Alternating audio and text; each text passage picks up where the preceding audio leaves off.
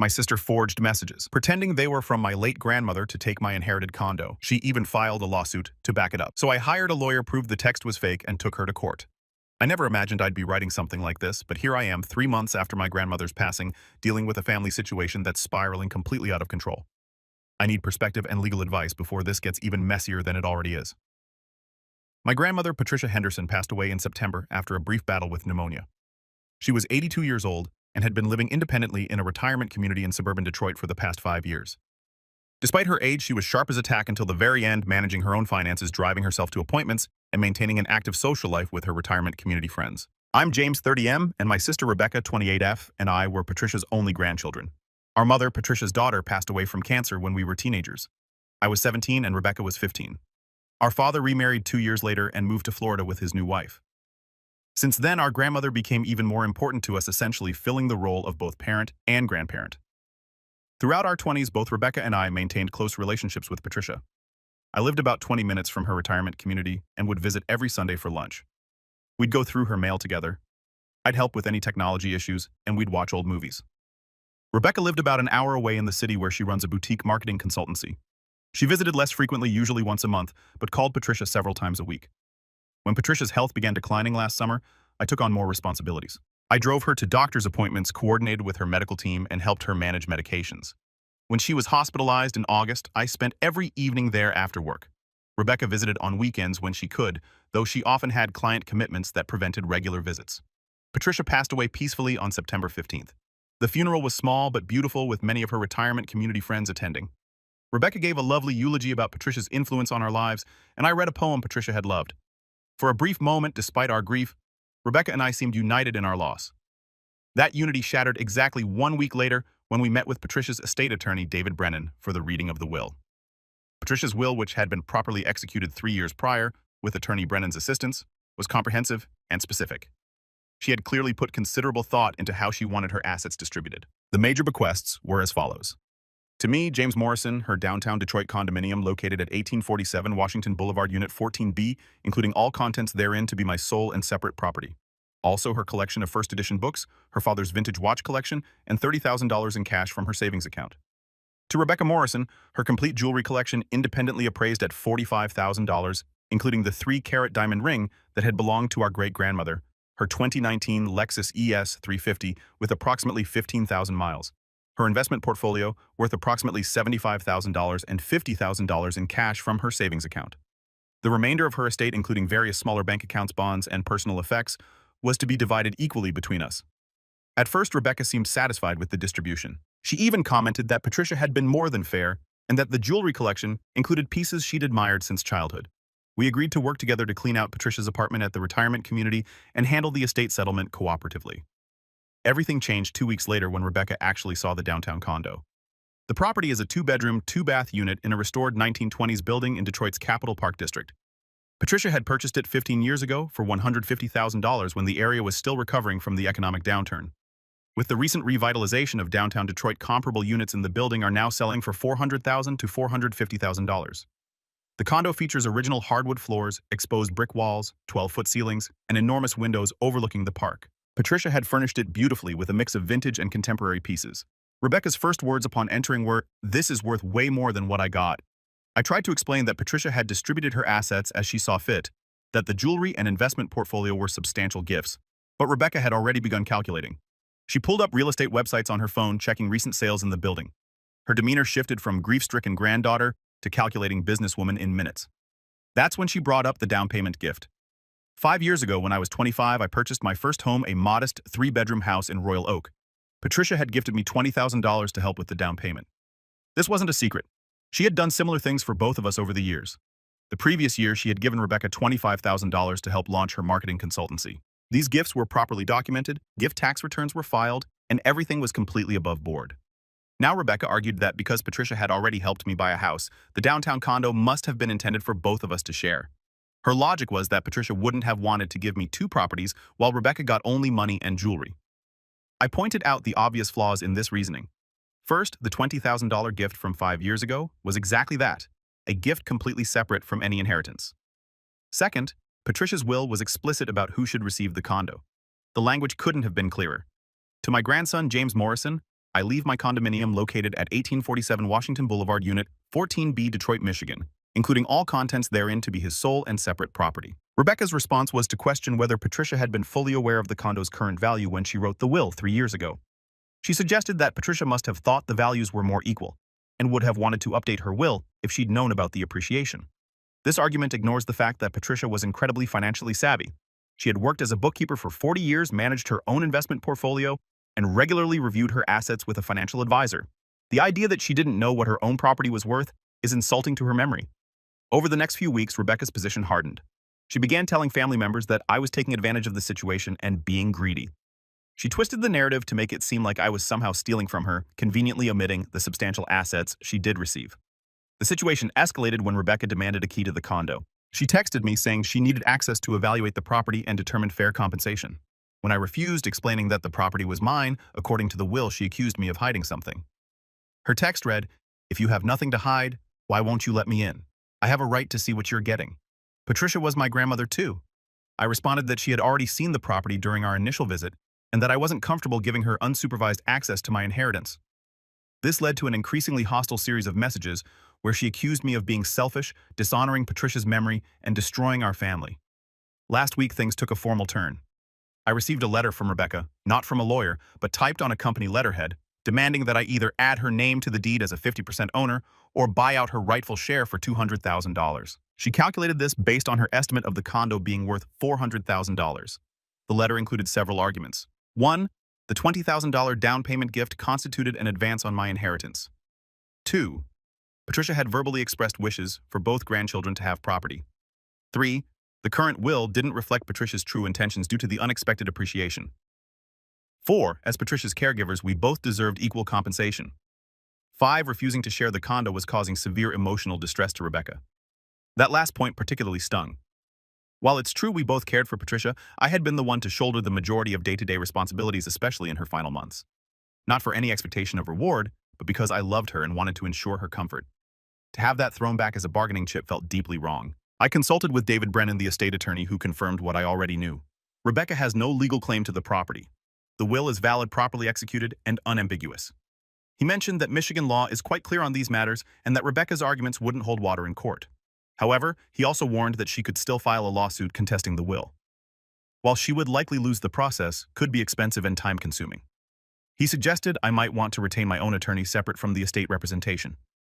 I've also discovered that Rebecca has been more active in her campaign than I initially realized. My cousin Jennifer called to ask if it was true that I was refusing to honor Grandma's wishes. Apparently, Rebecca had told her that Patricia had promised the condo to both of us, but I was using technicalities to claim it all for myself. My Aunt Linda, Patricia's sister, received a similar story with added details about how I had isolated Patricia in her final years and potentially influenced the will. This is particularly hurtful given that I had regularly encouraged family visits and had even set up video calls for Patricia with out-of-state relatives during COVID. Rebecca has also taken to social media posting vague but pointed messages about family betrayal and fighting for what's right. While she hasn't named me directly, anyone who knows our family situation can connect the dots. She's received numerous supportive comments from friends who only know her version of events. The stress of this situation is affecting all aspects of my life. My girlfriend Sarah has been supportive but is clearly tired of hearing about the drama. My work performance has suffered as I find myself constantly checking my phone for new messages or emails about the situation. I've had trouble sleeping, running through conversations with Rebecca and wondering if I could have handled things differently. What makes this particularly painful is that Rebecca and I had a decent relationship before this. We weren't best friends, but we got along well enough. We had different personalities. I'm more introverted and steady.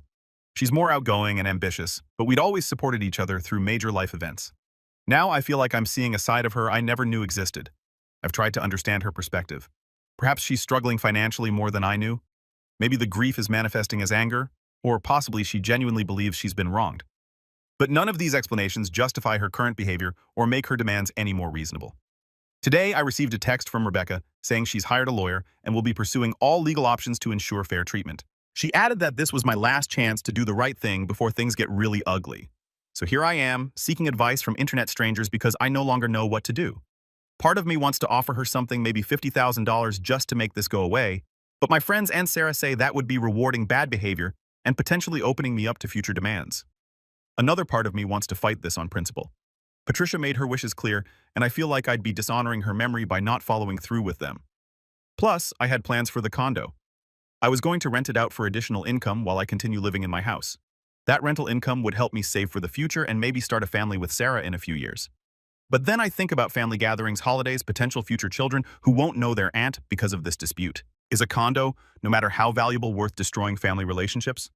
My specific questions are: 1. Should I preemptively hire my own attorney or wait to see if Rebecca actually files suit? 2. Can she really contest a will on the grounds she's suggesting? 3. Would offering a settlement make me look guilty or weak in future proceedings?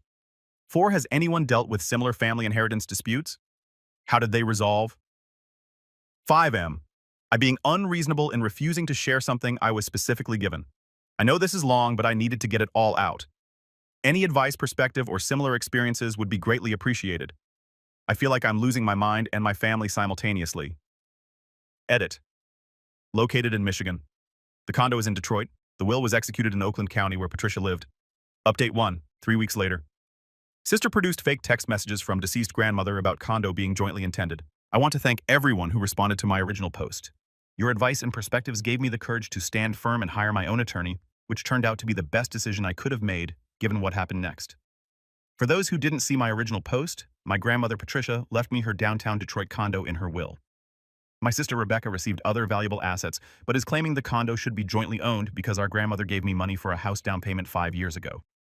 Following the advice I received, I hired my own attorney, Michael Chen, who specializes in estate disputes and has seen every family drama imaginable. His words: the retainer was painful, $5,000, but Sarah convinced me it was necessary protection. Michael's first action was to send Rebecca a formal letter outlining the legal reality. The will was valid, her claims had no merit, and any further harassment would be met with legal action. He offered to meet with her attorney when she retained one to discuss the matter professionally. Rebecca's response came a week later in the form of a request for a family meeting to resolve this amicably. She suggested we meet at a neutral location, a coffee shop downtown, to work through this, like adults who loved their grandmother. Michael advised me to attend, but to bring him along. He said it would either lead to resolution or provide valuable information about her intentions. I agreed, though I was skeptical about Rebecca's sudden desire for amicable resolution. The meeting was last Tuesday at 2 p.m. I arrived with Michael to find Rebecca already there with her boyfriend Tyler. She immediately objected to my bringing lawyers into a family discussion, conveniently ignoring that she had threatened legal action multiple times. After some tense back and forth, Rebecca said she had something important to share that would change everything. She pulled out her phone and showed us printed screenshots of text message conversations allegedly between her and Patricia. The messages dated back 2 years and included several exchanges about the condo. Key excerpts included: Rebecca, dear, I want you and James to share the downtown condo when I'm gone. He already has his house, so it only seems fair. Don't worry, sweetie. I'll make sure the condo arrangement is clear. You both deserve to have a place in the city. I'm planning to update my will next month to reflect our discussions about the condo. You and James will both be taken care of. That last message was allegedly sent just 6 weeks before Patricia passed away. I stared at these messages in shock, not because I believed them, but because they were so obviously fake that I couldn't believe Rebecca thought anyone would fall for them. Here's why. First, the writing style was completely wrong. Patricia texted like a typical 82-year-old. Short messages often in all caps, lots of ellipses, and frequent autocorrect errors. These messages read like a 28-year-old trying to sound like a grandmother. Perfect grammar, proper punctuation, and modern phrasing Patricia never used. Second, Patricia exclusively used voice-to-text for longer messages, which always resulted in hilarious misinterpretations. I have dozens of texts from her where grocery store became grossly story or love you dear became love you beer. These fake messages had none of those characteristic errors. Third, and most damningly, one of the messages referenced Patricia being at the cottage this weekend. Patricia hadn't owned her cottage for 3 years. She sold it in 2021 when maintenance became too much. Rebecca apparently forgot this crucial detail when crafting her fiction. Michael, maintaining his professional composure, simply asked to see the original messages on Rebecca's phone. She claimed she had recently upgraded her phone and only had these screenshots. When asked why she hadn't mentioned these crucial conversations during the initial estate proceedings, she said she hadn't realized their legal significance until consulting with friends. I couldn't contain myself anymore. Becca, I was with Grandma the entire week this message was supposedly sent. She had just gotten out of the hospital after her fall. She could barely hold her phone, let alone type out elaborate messages about estate planning. Rebecca's face flushed. She must have sent them when you weren't there. You didn't monitor her 24/7? James, stop acting like you were her only grandchild. Tyler interjected. Maybe you just didn't know Patricia as well as you thought. Rebecca had a special relationship with her. Michael shut down the conversation professionally. He stated that these screenshots would need to be properly authenticated before they could be considered evidence of anything. He requested specific information, the phone number they were sent from, complete metadata, and access to Patricia's phone records. Rebecca became defensive, saying we were attacking her and calling her a liar. She accused me of turning the family against her and said Patricia would be ashamed of how I was treating my only sister. The meeting ended with Rebecca storming out, but not before delivering a parting shot. I know what Grandma wanted, James, and I'm going to make sure her wishes are honored with or without your cooperation. The aftermath of this meeting has been intense. Rebecca has doubled down on her story, now sharing these screenshots with extended family members. She's created a narrative where I'm suppressing Patricia's true wishes for my own gain. My cousin Mark called me yesterday confused. James, why didn't you mention these texts before if Grandma really wanted you both to have the condo? I had to explain the suspicious nature of the messages, but it sounds crazy to say your sister is forging texts from your dead grandmother. Michael has been invaluable during this time. He immediately requested Patricia's phone records from her carrier and began the process of forensic analysis on the screenshots. He also advised me to gather evidence of Patricia's typical communication style and her physical condition during the time frame in question. I've spent the last week compiling genuine text exchanges between Patricia and me, showing her actual writing style medical records from Patricia's August hospitalization, showing her limited mobility calendar entries proving I was with her during the alleged message time statements from retirement community staff about Patricia's condition and capabilities, and screenshots of Patricia's Facebook posts, rare but telling, showing her actual writing style. The most helpful evidence came from an unexpected source. Patricia's friend Dorothy from the retirement community reached out after hearing about the family drama from my aunt. Dorothy had been Patricia's closest friend and had dozens of text exchanges with her. She was horrified by Rebecca's claims and immediately offered to provide her messages as evidence of Patricia's actual texting style. Even more importantly, Dorothy revealed that Patricia had explicitly discussed the condo with her just 2 months before passing. According to Dorothy, Patricia said, "I'm leaving the condo to James. He's been so helpful and it will give him good rental income. Rebecca is getting mother's jewelry and good money. She'll be fine."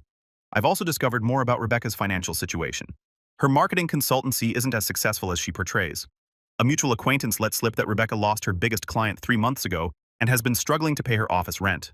This context makes her desperate grab for the condo more understandable, though not excusable. The family divide has deepened.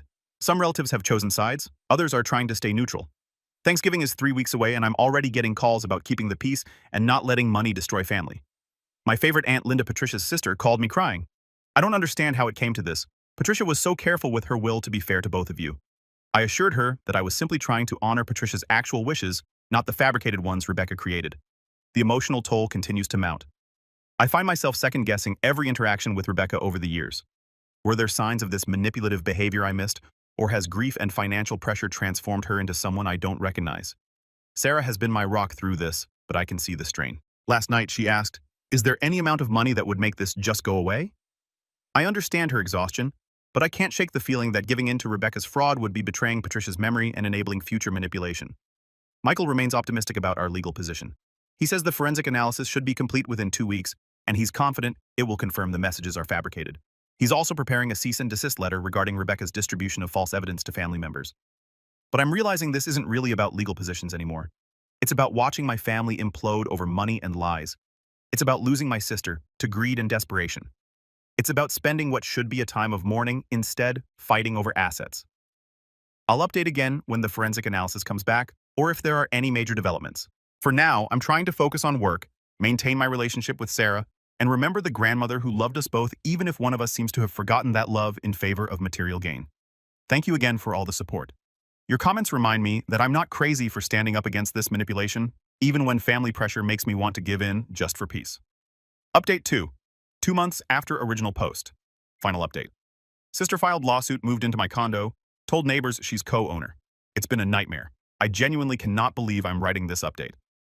When I first posted 3 months ago, I thought I was dealing with a simple inheritance dispute that would resolve itself once Rebecca accepted reality. Instead, I've been living in what feels like a bad legal drama, complete with break-ins, fraud, and family destruction. For those just joining the saga, my grandmother Patricia left me her downtown Detroit condo in her will. My sister Rebecca received other substantial assets, but claims the condo should be jointly owned. She produced fake text messages to support her claim, which were proven fraudulent by forensic analysis. Following my last update, things were quiet for about 3 weeks. The forensic analysis came back exactly as expected. The messages were created using a third-party app called Fake Text Message. Yes, it's really that obviously named. The metadata showed they were created 2 weeks after Patricia's death, not 2 years ago, as claimed. The formatting matched the app's templates perfectly. Armed with this evidence, Michael sent Rebecca's attorney, yes, she finally hired one, a comprehensive letter outlining the fraud and demanding she cease making false claims. We offered to not pursue criminal charges if she dropped all claims to the condo and stopped spreading false information to family members. Their response was to file a lawsuit.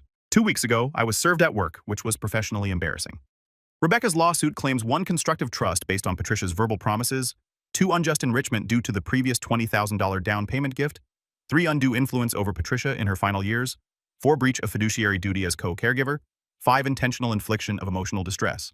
Her attorney Kevin Walsh seems to be taking a throw everything at the wall approach. The complaint is 47 pages of dramatic language and wild accusations, including claims that I systematically isolated Patricia and manipulated her into disinheriting Rebecca. But the lawsuit was just the beginning of the nightmare. Last Thursday afternoon, I received a call from George, the security guard at the condo building. His exact words were, "Mr. Morrison, your sister is here with a moving truck. She says she's moving into her unit. I wanted to verify with you before letting her up." I immediately told him she had no right to be there and headed downtown, calling Michael on the way. By the time I arrived 45 minutes later, I found a small moving truck parked outside and Rebecca in the lobby arguing with George. She had somehow obtained a key. I later learned she convinced a locksmith she was locked out of her condo, showing the lawsuit as proof of ownership. She had already sweet-talked a different building employee into helping her move boxes up to the unit before George's shift started. When I confronted her in the lobby, she remained eerily calm. "I'm just moving into my property, James. My attorney says I have every right to access the condo while our ownership dispute is pending." I called the police, but the situation was more complicated than I expected. Rebecca showed the officers the lawsuit paperwork and claimed to be a legal co-owner. The officer said it appeared to be a civil matter and suggested I get an emergency court order if I wanted her removed. They wouldn't even treat it as trespassing. By the time I got up to the condo, Rebecca had already moved in several boxes, a desk, 2 chairs, and was in the process of setting up a computer in the second bedroom. She had hung up a whiteboard with her company logo and was arranging office supplies on the desk. "This is perfect for my client meetings," she said, as if we were having a normal conversation. "The view is so much better than my current office. We really should have been sharing this space all along." I was speechless. My sister was standing in my condo acting like she owned it while I stood there powerless to stop her. Michael advised me not to physically remove her or her belongings, as that could be used against us in court. That night was one of the worst of my life. I stayed in the condo's primary bedroom while Rebecca occupied the second bedroom. She actually had the audacity to knock on my door at 10 p.m., asking for the Wi-Fi password and suggesting we work out a roommate agreement. I spent the entire night on the phone with Michael preparing emergency court filings. We documented everything, took photos of her belongings, saved security footage of her arrival, and prepared affidavits from building staff. Over the next 3 days while waiting for our emergency hearing, Rebecca made herself completely at home. She changed the building's contact records to include her name and phone number as co-owner. She told multiple neighbors that she had recently resolved an inheritance dispute and would be using the condo for her business. She posted on Instagram and LinkedIn about her new downtown office space, including photos taken from the condo windows. She scheduled and conducted 2 client meetings in the condo. She had mail forwarded to the address and received several packages. She even hung artwork on the walls and brought in plants for ambience. The most surreal moment was when I came home from work on Saturday to find her hosting a small networking event for 5 other young professionals. She introduced me to her guests as her brother and roommate, who was adjusting to the new arrangement. Monday's emergency hearing was a circus. Rebecca showed up dressed impeccably, carrying a leather portfolio and looking every inch the successful businesswoman. Her attorney argued that she had a colorable claim to ownership and should be allowed access during litigation. He actually used the phrase self-help remedy to describe her breaking into my property. Michael thankfully came prepared for war. He presented the original will clearly stating sole ownership. The forensic report proving the text messages were fraudulent security footage of Rebecca obtaining the key through false pretenses, building records showing I was the sole owner on file, police reports from the incident, screenshots of her social media posts claiming ownership, and affidavits from neighbors about her false representations. The judge, Honorable Margaret Chen, was visibly annoyed by the entire situation. She questioned Rebecca directly about the fraudulent text messages, and Rebecca's response was to cry and claim she remembered them differently and might have been confused by grief. Judge Chen wasn't buying it. She granted our emergency injunction ordering Rebecca to immediately vacate the property, surrender all keys, and cease representing herself as an owner to any third parties. She also scheduled an expedited hearing on our motion to dismiss the lawsuit. Rebecca's courtroom composure cracked. She accused me of stealing her inheritance and dishonoring our grandmother's memory. She actually told the judge that I was being cruel to my only sister and that family should matter more than property. Judge Chen's response was sharp. "Ms. Morrison, family should matter more than property. Perhaps you should have considered that before filing this lawsuit and unlawfully entering your brother's home." The judge gave Rebecca 24 hours to remove her belongings under police supervision. She also granted our request for a restraining order preventing Rebecca from coming within 100 feet of the condo building. The next day's move out was tense. Rebecca arrived with Tyler and 2 friends, all of whom glared at me like I was the villain. She made passive-aggressive comments throughout. "I hope you're happy, James. You got what you wanted. Grandma would be so disappointed in how you've treated me. This condo means more to you than your own sister. I can't believe you called the cops on your own family." She had managed to spread her belongings throughout the entire condo in just 4 days. It took 3 hours to ensure everything was removed. I documented the entire process with video and photos on Michael's advice. Before leaving, she looked me in the eye and said, "You may have won this round, but I know what Grandma wanted. This isn't over." The aftermath has been extensive. I immediately changed all locks and had a security system installed. Building management was mortified by the security breach and has implemented new procedures. They've also banned Rebecca from the property. Michael is pursuing sanctions against Rebecca and her attorney for frivolous litigation. We're seeking reimbursement for all legal fees, the security system, and lock changes. The forensic evidence of fraud has been forwarded to the prosecutor's office for potential criminal charges. The family fallout has been severe. Rebecca has painted herself as the victim to anyone who will listen. Some relatives have bought her story, others see through it, and many just want to stay out of it. Thanksgiving was canceled after it became clear that any family gathering would be a disaster. My Aunt Linda tried to host a modified dinner, but when half the family refused to come if the other half was invited, she gave up. The investigation into Rebecca's finances revealed the depth of her desperation. She owes 3 months of back rent on her office space, has maxed out her credit cards, and borrowed money from multiple family members. Her business has essentially collapsed with only 2 remaining clients. This explains, but doesn't excuse her behavior. Through all of this, I've been seeing a therapist to process the grief not just for Patricia, but for the sister I've lost. Dr. Williams has helped me understand that Rebecca's actions aren't really about the condo. They're about desperation, entitlement, and maybe some deep-seated resentment I never recognized. I've also learned some hard truths about family. Blood doesn't guarantee loyalty or decent behavior. Sometimes protecting yourself means accepting that a relationship is irreparably broken. Some relatives have surprised me with their support. Others have disappointed me with their willingness to enable Rebecca's behavior. My cousin Jennifer, who initially believed Rebecca's lies, reached out last week to apologize. She had asked Rebecca for proof of the text messages and was blocked on all social media in response. That opened her eyes to who was really lying. Patricia's friend Dorothy has been a godsend. She regularly checks in and reminds me that I'm honoring Patricia's actual wishes, not the fantasy Rebecca created. She even testified at the emergency hearing about Patricia's true intentions. As for the lawsuit itself, we have a hearing next month on our motion to dismiss. Michael is confident it will be thrown out, especially given the evidence of fraud. He's less optimistic about recovering legal fees as Rebecca likely has no assets to collect from. I've started the process of renting out the condo, though I now have to disclose the recent legal dispute to potential tenants. The rental income will help offset the mountain of legal bills I've accumulated. My initial plan to use it for financial security has morphed into hoping I break even after this mess. Sarah and I are still together, though this ordeal has tested our relationship. She's been supportive but admitted last week that she never wants to go through something like this again. We're in couples counseling to work through the stress this has caused. The most tragic part is that Patricia's estate, which she carefully planned to provide for both grandchildren, has instead torn us apart. The woman who loved family above all else would be heartbroken to see what's happened. I don't know if Rebecca and I will ever speak again. Part of me mourns the relationship we had. Another part recognizes that someone capable of this level of deception and manipulation isn't someone I want in my life. The sister I thought I knew maybe never really existed. To those asking why I didn't just give her money to make it go away, I considered it. But ultimately this was about more than money. It was about truth, respect for Patricia's wishes, and not rewarding fraudulent behavior. If I had given in, what would have been next? Would she have come after my house, my future inheritance from other relatives? I'm sharing this story as a cautionary tale. Get your own attorney in inheritance disputes, even with family. Document everything obsessively. Don't assume family members will act reasonably when money is involved. Stand firm when you're in the right, even when it's painful. Consider security measures for inherited property immediately. Most importantly, remember that honoring someone's actual wishes is more important than keeping the peace with those who would distort those wishes for personal gain. Patricia deserved better than this outcome. She deserved grandchildren who honored her memory rather than fighting over her assets. I can't control Rebecca's actions, but I can ensure that Patricia's actual wishes are respected, even if it costs me my sister. Thank you to everyone who has followed this story and offered support. Your comments helped me stay strong when family pressure nearly broke me. I hope none of you ever experienced something similar, but if you do, know that you're not alone in dealing with family members who put greed above relationships. This is hopefully my final update. The condo is secure, the lawsuit is likely to be dismissed, and I'm moving forward with my life. It's not the outcome I wanted, but it's the one Rebecca forced through her choices. Rest in peace, Patricia. I'm sorry your legacy became a battleground, but I promise your true wishes will be honored.